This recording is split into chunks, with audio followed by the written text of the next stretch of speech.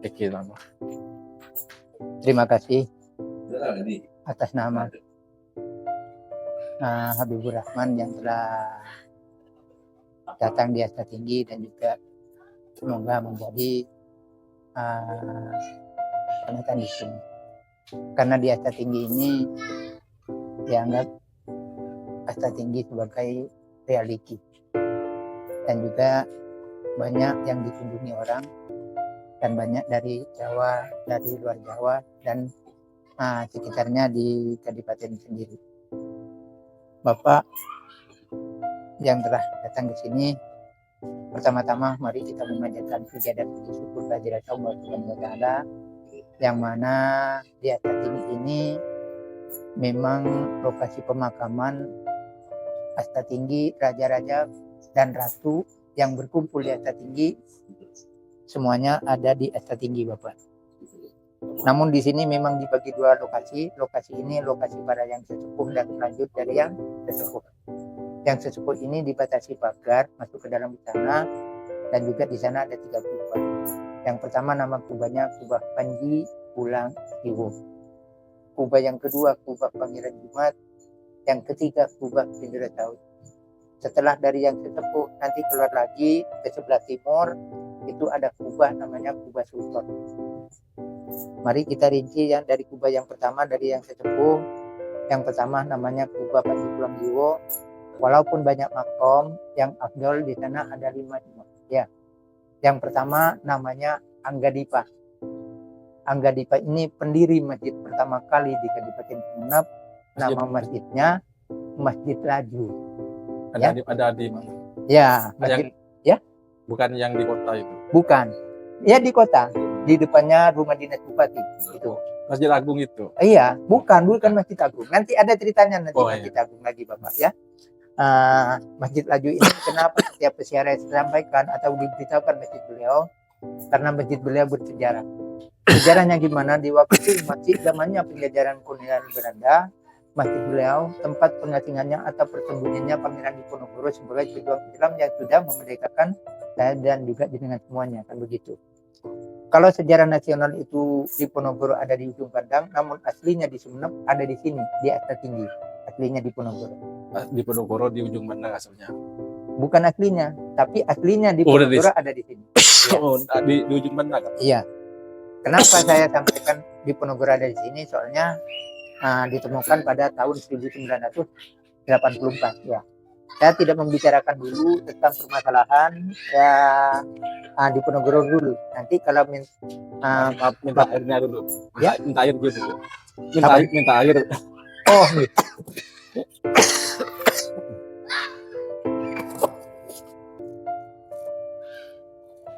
Maaf. Oh iya. Ya, sampai di mana sudah? Sampai di Diponegoro ya. Juga saya tidak menyampaikan dulu sebelum semuanya terselesaikan ada makam-makam yang ada di lingkungan Asta Tinggi dulu. Kenapa di sebelah timurnya itu ada Anggadipa, Pangeran Romo, Wirosari, Ayu Atah, dan Pangeran Panji Pulang Iwo sendiri. Nama asli beliau Kastian. Kenapa dijuluki Panji Pulang Iwo? Karena beliau satu-satunya raja memang yang diangkat oleh Sunan Demak di ujung timur ke sini, karena Sunan Demak ada maksud dan tujuannya. Tujuannya apa?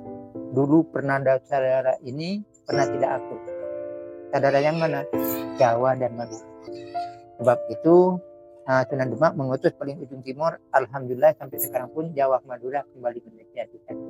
Itu riwayat singkatnya aja, biar tidak kemana-mana. Ya, setelah dari Panji Pulang Iwo selesaikan lagi, di belakangnya itu ada makom yang bernama Pangeran Jimat. Nama asli beliau Raden Rokmat. Kenapa disebut Pangeran Jimat? Karena beliau satu-satunya raja di waktu masih hidupnya dengan Allah diberi kelebihan, diberi karomah. Apa karomahnya? Satu, mansi ucapan. Yang kedua, apabila mendoakan orang di waktu masih hidupnya, mustajabah beliau. Yang ketiga, walaupun sebagai raja bukan cuma memimpin masyarakat, namun juga menyukai menulis kalimat yang ampuh atau yang mustajabah. Dari kalangan keraton sampai sekarang pun dipanggil Pangeran Jimat. Dan juga Pangeran Jimat ini Pak Kiai bukan cuma di daerah Sumeneb saja untuk memimpin kadipaten, ya. Namun diberi kekuasaan oleh Sunan Demak itu banyak sekali. Sepertinya sekarang sudah diumpamakan wilayah Gubernur Jawa Timur. itu Pangeran Jimat. Itu wilayahnya Madura, 4 Madura Kabupaten, Surabaya ke timur sampai Banyuwangi pernah ditata oleh Pangeran Jimat. Itulah seorang satu-satunya raja di Sumeneb, cuma Pangeran Jimat yang kita batasannya cuma sampai Banyuwangi itu Pak Kiai ya. Setelah dari Pangeran Jimat tingkat lagi Sepunakan ada makom yang bernama Uba Bendera Saud yang dapat gelar Raden Temenggung Tirtanegara. Mungkin Pak Kiai ini agak unik kenapa disebut Bindoro dia akan begitu. Itu adat Madura cuma Bindoronya ya. Apabila ada seorang putra dari seorang kiai laki-laki, kalau bahasa Maduranya kan disingkat Bindoro kan begitu ya. Kalau bahasa Indonesia kan gitu. Kalau di Jawa apa Gus ya. Kalau perempuan di sini sangat aneh sekali. Kenapa anehnya? Nah, kalau perempuan walaupun kecil bayi disebut nyai kan begitu ya. Diumpamakan nyai ini sudah bahasa ketuaan. Nah kan begitu. Ya dianggap nyai ini dipanggil Pak Kiai di dalam, walaupun yang tua memanggilnya ini pada yang muda. Nah itulah sebabnya keturunan dari kiai.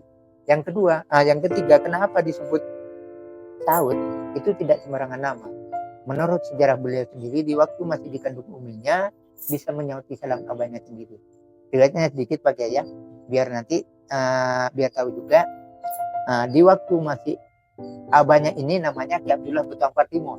Ya, kalau Batu Ampar Barat Ki Abu Samsudin. Ya, kalau ke timur itu Ki Abdullah Batu Ampar. Ya, Ki Abdullah ini riwayatnya kelakuannya cuma menyiarkan agama Islam masuk kampung keluar kampung. Aktivitasnya begitu setiap hari tiap malam begitu Pak Kiai ya. Biasanya kalau pulang ke rumah istrinya setia menunggu diseram di luarnya. Namun suatu hari keterlambatan Ki Abdullah datang ke rumah, tidak ada orang dan juga keadaan pintu tertutup. Namun satu kiai kalau pulang ke rumah tidak nyelonong-nyelonong ya, pakai adat Islamiannya bahkan begitu Pak. Nah, kenapa? Ya kalau ke rumah tidak ada orang pakai salam nokok pintu kan ya. Diketok pintunya, Assalamualaikum. Tidak ada yang jawab. Diteruskan lagi dengan sabar berkali-kali pakai salam. Tahu-tahunya diketok lagi, Assalamualaikum. Tahu-tahunya ada suara bayi yang menjawabnya. Waalaikumsalam. Ummi sholat, ummi sholat, ummi sholat. Nah kaget kiai. Siapa yang menjawab salam saya? Kok ada suara anak-anak? Apalagi anak saya? Nah, tahu-tahunya yang membuka pintunya istrinya yang dilihat masih kandungannya besar. Apa kata Abdullah? Subhanallah. Saya tanyain aja, saya dikatin. Dari dikatin, ditanyain Pak ya. Setelah ditanyain nih, kok baru ada seorang bayi yang menjawab salam saya? Siapanya? Saya juga ingin tahu jawaban itu. Si Nyai itu langsung sepetalitas mengusut-ngusut guntingnya yang besar Pak Kiai. Di waktu saya sholat tidak bisa menjawabnya, yang menjawabnya ada datangnya dari suara kandungan saya Pak Kiai. Ya Allah malam kan begitu. Ya itulah yang bila punya niat pada Allah nih. Apabila benar katanya ya suara itu saya punya adat. Apabila keluar dengan selamat tidak ada nama yang paling bagus. Dan namain siapa Pak Kiai? Namain Saud. Nyaut kata orang Madura. Kalau bahasa Arabnya Saud turun suara. Nah itulah tentang kejadian malam itu langsung diberi nama, walaupun sesingkat-singkatnya terdengar sama Pak Kiai suara laki-laki. Cuma dibagusin di mukanya karena logo yang paling utama ya Muhammad Saud. Nah itulah walaupun sekarang dinamakan Muhammad Saud. Itu Pak Kiai tentang nama ya. Keluar lagi bendera sudah sempurna menjabat menjadi kiai di daerah mana? Lembu Kecamatan Lenteng Kabupaten Sumeneb. Punya istri, punya anak dua ya. Istrinya namanya Nyisa. Anaknya dua namanya Bahaudin dan Azirudin. Namun anehnya ini Pak Kiai, setengah perjalanan menjabat kiai dipinang seorang penguasa perempuan satu kali di sini. Namanya siapa? Raden Ayu Tirtanegara. Makanya kalau ke sini banyak orang itu tidak ditunjukkan ada seorang wanita sebagai pemimpin. Karena banyak langsung laki-lakinya yang disebut. Tidak. Sebelum bendera Saud itulah adalah nama Raden Ayu Tirtanegara pemimpin Kabupaten Sumeneb. Nah, setelah meminang bendera Saud, kenapa meminang bendera Saud? Karena beliau berkali-kali sampai 4 kali menikah meninggal terus. Nah, lantas munajat pada Allah, ya Allah siapa jodoh saya untuk memimpin kabupaten ini dengan suami saya seumur hidup saya ya Allah. Dan menjerit setiap hari tiap malam ada suara, coba cari jodoh kamu namanya Saud. Yang ada di Calembung Kecamatan Lenteng Kabupaten Sumeneb 15 kilo dari Keraton. Carilah ke sana. Nah, keesokan harinya Pak Kiai itu menuju Pak Kiai cuma Leteng dan Pak Kiainya tidak diketemukan di rumah. Ya ada di mana? Ada di ladang. Ngarit rumput. Waduh Allah ngarit rumput. Ya dibawa sama gurunya ke keraton Dulu ada sejarah keranjang rumput masuk keraton, itu sejarah Pak Kiai. Ya, dinobatkan tahun berapa Pak Kiai biar tahu juga. Tahun 1750 sudah dinobatkan penjabat menjadi raja, langsung diganti gelar Raden Temenggung Tirtonegoro. Nah itulah walaupun sedikit, mudah-mudahan kita bermanfaat bagi kalian semuanya ya. Dan juga Ya, sebelumnya bisa tanya-tanya dulu itu. oh enggak, oke. Tentang masjid tadi belum Masih belum, Ya. masih saya dititipkannya. Ya, ya. Nanti tanyanya di belakang ini setelah dari sebelah timur. Nanti Oh, iya, iya. Pak Kiai sudah sampai di Bidara Laut, kita keluar lagi, iya. kita menuju ke Kubah Sultan Iya. di sebelah timur ya. Di sana ada 5, yang ada fotonya cuma 4 ya. Oh, satunya enggak? Ya, enggak ada. Memang ada tapi mungkin yang pertama ya. Yang pertama, Oh. ya. Yang pertama siapa? Putra Nisya yang nomor 2. Siapa namanya? Putra Nisya. Kan Nisya ini punya 2 Pak Kiai. Bahauddin dan Asiruddin. Iya, Ya. ada di Indrasawat ya. Ya. Yang kedua ini yang mendapatkan sebagai raja. Oh, Ya. Asiruddin. Kenapa? Ya, Asiruddin. Ya. Sebelumnya kita diceritakan Asiruddin membuat kita menjadi raja. Ya. Karena begini. Ceritanya sekilas aja Pak Kiai. Di sana ada labek mesem, ya, di depan museum. Ya. Kakak si adik itu berbincang-bincang masuk ke dalam. Kak, kalau ke dalam mau kemana dulu Kak? Katanya si Bahauddin, saya mau ke Abah. Itu Abah saya. Si adik enggak. Nah ya, si adik mau menuju ke ibu Umi. Itu walaupun Umi tiri, Umi saya. Ini sama-sama betul kan di luar. Tapi ya, tapi yang dibetulkan nanti di dalam. Ya, setelah kakak ke keraton, lungguh di keratonnya, adik ke kepotren. Ditanyakan, "Boh, kalian kakaknya tidak nyambang ke sini?" "Oh, sudah ada di sana." "Ayo kumpul-kumpul ke sana." Ya.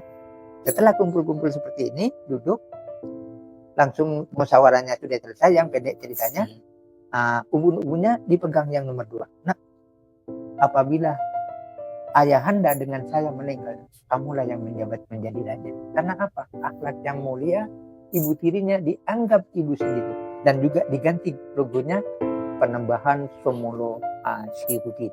Nah, kan begitu. Logo Penembahan Sumulo itu tambahan. Ya, makanya orang yang mulia dimuliakan dari sini. Nah, itulah. Setelah itu menjabat menjadi raja. Ya, dan juga yang kedua apa? Ini Asiruddin membuat Masjid Agung Kota Sumeneb, begitu. Ya. Yang pertama tadi Raden siapa? Yang raja yang Anggadipa Masjidnya, itu pertama kali. Yang di beda. Jalannya Kepanjin itu. Oke. Sampai tahu Kepanjin? Di depan rumah dinas.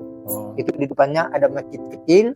Kenapa disejarahkan itu? Karena dia yang menemukan Pangeran Diponegoro. Kan begitu. Bukan menemukan, tapi yang tempatnya di sana. Dulunya di Ponorogo, berdiam di sana sebagai santri, sebagai apa, biar tidak ketahuan dengan Belanda. Ya. Yang ini yang kedua di sebelah timur Pak Kiai. Ini namanya Sri Sultan Abdurrahman. Ya. Kenapa Sri Sultan Abdurrahman ini juga ada peninggalannya 2. Yang ditinggalkan apa? 1 menemukan kuburan Said Yusuf Langu di Pugat sampai sekarang juga Karoma. Ya. Berkat jasanya ini. Ya. Kalau ingin tahu nanti sejarahnya di sana aja. Nanti biar tidak terpisah kan ya. Sudah tanya. Biar nanti ya ke sana biar tidak terpisah, tanyakan kok sampai apakah Asta Tinggi yang menemukan. Nah, ya begitu. Yang kedua, ini ada menulis Al-Qur'an 30 juz dengan izin Allah 1 hari 1 malam, bayangkan bisa selesai. Yang besar itu ya? Iya. Yang di museum itu. Lebar ini. Ya, kalau ingin tahu Pak Kiai di mana? Di museum. Iya. Ya, di depan. Bukan yang besar yang besar. Iya, seperti ini. Di setengah meja ini. Al-Qur'annya. Ya, tulisannya ini. Hasil karyanya. Yang besar kayak gini segitu. Iya. Itu tulisannya. Nah, itu yang sampean mungkin sudah di sana. Iya, sudah. Alhamdulillah. Ya itu, berkat jasanya ini. Yang ketiga ini Penembahan Wotokusumo Muhammad Saleh. Ini juga ceritanya agak unik sekali. Kalau ini ceritanya bukan begini pendeknya. Ini kenapa penglihatannya sampean ini kan pendek, kakinya, tangannya pendek. Kenapa ini yang bisa memenangkan saya barat? Karena Sri Sultan ini putranya 33 semuanya. Ya, untuk menunjukkan, untuk siapa yang tidak mau? Nah, kenapa Sri Sultan ini? Karena adil. Dikumpulkan semuanya 33 semuanya dengan istri-istrinya semuanya. Siapakah nancapkan lidi? Cuma Sri Sultan, siapa yang bisa mencabut lidi ini nak? Kamulah yang menjabat menjadi raja.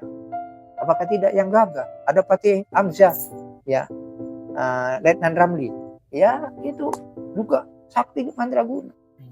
Tidak bisa. Patih Mangun tidak bisa. Nah, makanya semuanya tidak bisa. Yang cuma bisa ini.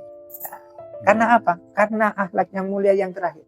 Apabila ayah Anda mengizinkan pada kami, saya mencabutnya. Nah, yang lain kan enggak, langsung mencabutnya, tidak minta izin dulu. Nah, itulah ini karena Aulia juga minta izin sama ayah andanya. Nah, dicabutlah ini namanya Sumenep ya kuntik katanya itu. Ya, itu. Ini ilmunya lebih lawak. Kalau ini peninggalannya nggak ada. Iya. Kalau ini namanya Pangeran Pakunataningrat. Ini juga banyak rencananya. Kenapa?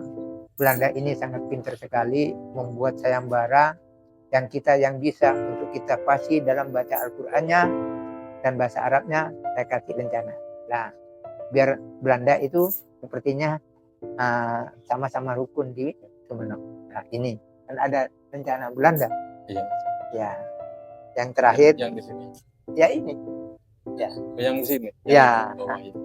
Yang terakhir ini Pratamingkusumo. Ya, Sudah berarti dari Belanda itu yang di sini. Iya, itu penghasilan dari itu simbolisnya. Iya. Ya, makanya kenapa yang lain tidak ada. Cuma ini bintang. Iya. Ya. Karena bintang ini dianggap sultan yang paling pinter. Iya. Ya. Kalau yang lain enggak kan. Cuma itu sebagai ini kadipaten. Ini yang banyak rencananya. Iya. Ya. Yang terakhir tidak ada. Ini Pratamingkusumo. Ya, setelah itu tidak ada raja lagi, Pak. Karena sudah dibatasi sendiri dengan Indonesia merdeka, sudah diganti presiden, Bupati, gubernur, bupati, sampai bapak camat, sampai bapak kepala desa, sampai sekarang ini. Mungkin ini walaupun sedikit, mudah-mudahan kita bermanfaat, menjadi oleh-oleh ke rumah, walaupun oleh-olehnya tidak dibawa dengan tangan sampian sendiri. Mudah-mudahan sampian ingat sama Asta Tinggi dan juga putra-putranya sampian bisa memanjatkan Fatihah ke Asta Tinggi yang apa saya utarakan mereka. Ini mau tanya dulu tentang Asta itu yang makam yang pertama, yang kubah yang pertama itu berarti satu angkatan, yang satu kubah satu angkatan ya. Satu angkatan cuma anunya yang Pangeran Angketipa, Pangeran Romo. Ya. Raden Ayu satu kubah sama Bidra Sawat ya. Raden Ayu. Raden Ayu iya sama Bidra Sawat. Iya Pak, di sana. Enggak punya keturunan ya sama. Nah, kalau keturunannya ada. Ya. Dari darah biru tidak ada. Raden Ayu. Ya, karena cuma ada keturunan dari Nyiste. Ya, dari Lentang, Lembung Lentang. Nah, makanya disebut itu dari kekiaian yang dibagi dua, dibelah dua ini karena di sana darah birunya. Nah, tapi si ayah ikut di sana. Nah, karena apa? Ikut istrinya. Ya, darah birunya yang ditunjukkan menjabat menjadi raja. Ya. Bidra Sawat ya. Terus setelah Bidra Sawat, anaknya Bidra Sawat yang Asiruddin ya. Yang menjadi raja. Iya. Karena apa? Karena dulunya sebelum melangkah menjabat menjadi raja Bagi. Ya. Iya. Iya, Bapak. Sampai di mana ya? Asiruddin yang sampai Asiruddin sampai ke Asiruddin, anaknya Bidra Sawat yang menggantikan Bidra Sawat, anaknya Bidra Sawat Asiruddin. Ya, makanya yang dilantik itu sebagai Asiruddin karena dari putranya Bidra Sawat. Ya, karena yang sudah ditunjukkan di pendopo kan ya, di keraton. Ya, setelah Asiruddin kok bisa ganti ini? Ya, ini cucunya. Oh, cucunya. Iya, putra dari Asiruddin. Iya, sampai cicit ini. Oh, sampai cicit. Ya, turun temurun. Kalau raja biasanya begitu kan. Iya. Ya, beda dengan bupati, beda kan. Takutnya bedanya ada yang sama dengan Bidra Sawat. Iya.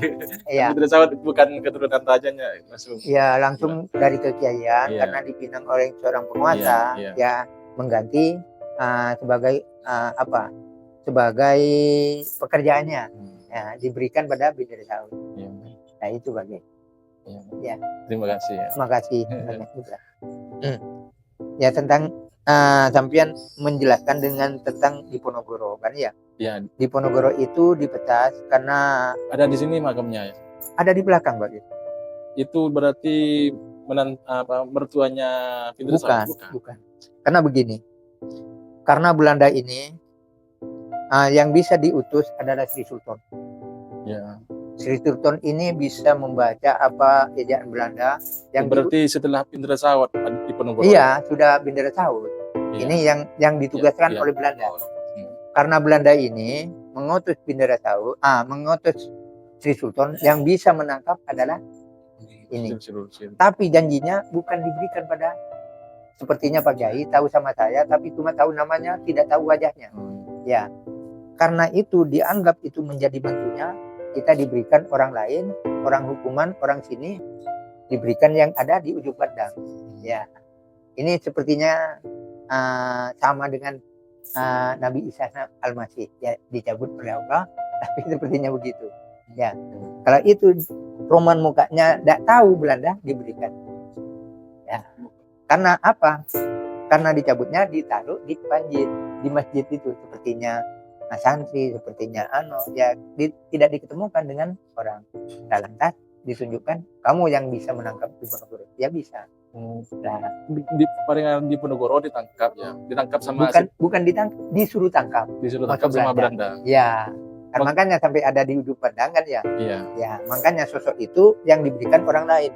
Oh, yang diberikan sesuatu lain, tapi namanya Diponegoronya ada di sini. Iya. Nah, makanya ada di daerah Panjin. Kenapa? Karena di sini ada namanya Abdul Hamid Panatagama Pontowirjo. Bapak dari mana? Jadi kok Diponegoro sama Belanda disuruh tangkap Diponegoro ya. Alasannya kenapa? Alasannya kan di sini sudah selesai ya, nanti apabila mau diteruskan, kalau sudah ditutup mau ditutup ya, ditutup dulu ya. Makasih kapan-kapan banyak lagi ya. Ya, mudah-mudahan kita bisa terkabuli apa yang kita